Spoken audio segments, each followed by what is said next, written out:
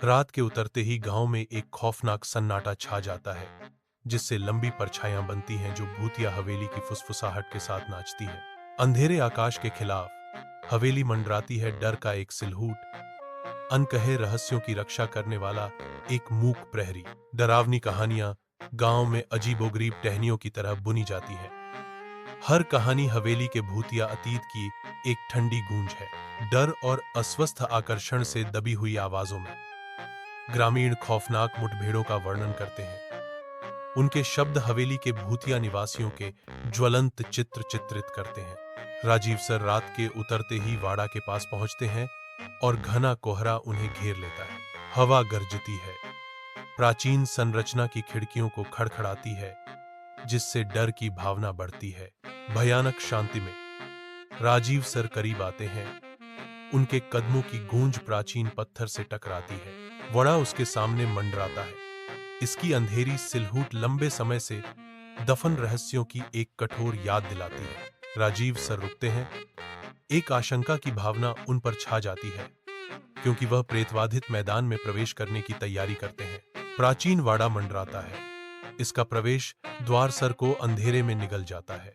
भारी दरवाजा कराहता है, सर को शांत वाड़ा के अंदर बंद कर देता है। एक दिए की रोशनी से अंधेरा छंट जाता है, क्योंकि सर एक लालटेन जलाते हैं। लालटेन सर के हॉल में प्रवेश करते ही नाचती हुई छायाएं डालती है। धुंधली पेंटिंग दीवारों से देखती हैं। भूले हुए समय के भूत। सर और आगे बढ़ते हैं। भूतों की खामोशी में फर्श की चरमराहट गूंजती है। आधी रात वाड़ा पर उतरती है। एक ठंडी हवा हॉल से गुजरती है। लालटेन की लौ बेतरतीब ढंग से नाचती है, लंबी विकृत छायाएं डालती है। अचानक एक घंटी बजती है, जिसकी आवाज सन्नाटे को चीरती है। सर अचानक घंटी बजने से चौंक जाते हैं।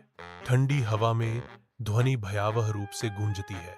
सर धुंधली सी सीढ़ी पर चढ़ते हैं। हर कदम शांत घर में गूंजता है। वह दूसरी मंजिल पर पहुंचता है, जहां एक पुराना धूल से ढका दर्पण मंडराता है। अपनी गहराई में सर अपने ही चेहरे को गुस्से से विकृत देखता है। यह जगह छोड़ दो, एक आवाज उसके दिमाग में फुसफुसाती है, जो डर से भरी है।